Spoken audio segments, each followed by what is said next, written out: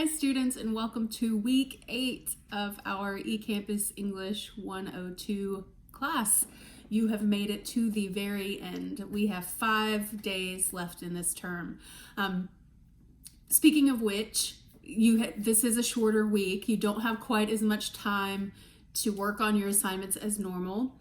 There is logic behind that. The reason that it's organized that way is because it's the only way that I'll have time to read and evaluate your work and calculate those final grades before they're due on Monday. So just bear that in mind, that you do need to have your ePortfolio and all of the other assignments for this week posted before Friday so that I have time to see it and grade it.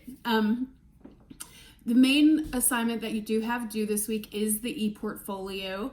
There is a video which I did not make in the module folder, and that kind of talks you through the assignment sheet. I am also just going to send you a copy of the assignment sheet in the announcements email. So you should be able to access that from the email that you get notifying you of this announcement. So I think that's helpful. You can just open it up from there and have in mind what you need to do throughout the week instead of having to, tap back into that assignment every time or watch the video over and over.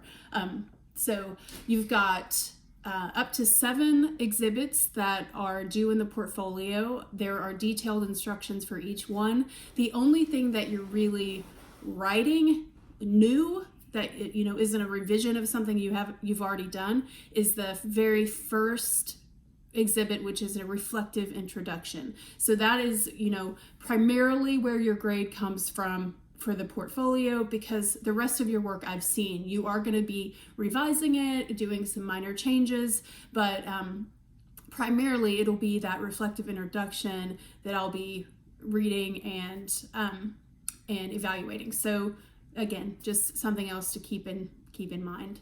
I have posted in GroupMe and also will post in this announcement your peer review list. That's also in the module folder. I just want to make sure that you know who you are partnered with so that you can get those peer reviews done on Wednesday. I mistakenly did not make that list visible, and I had a little trouble with Blackboard getting that posted for you, but it is available now. So each of you has a partner. We've got one group of 3. That's just because of the odd number in our class. If you group of 3 want to work something out where you each are just still reading one, that's up to you. However you want to do that.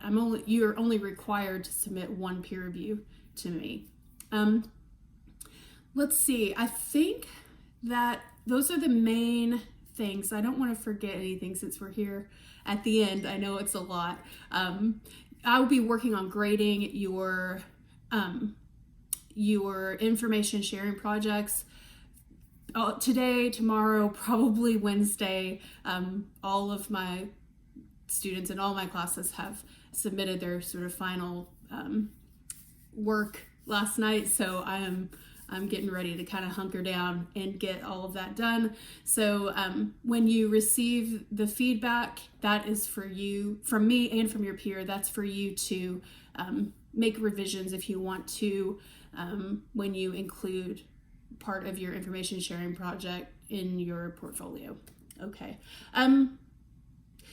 The grading contract, just very quickly, I'm going to go over that again with you because it's been a few weeks and I just want to make sure that everyone is comfortable with and understands how the grading contract works in this class. So if you have done all of your work, if you have turned in every single high stakes assignment and you've done most of the low stakes assignments, you might have missed 1 or 2 or a discussion here or there. But if you've done the vast majority of the low stakes assignments as well as all of the high stakes assignments, you're going to get a B in this class.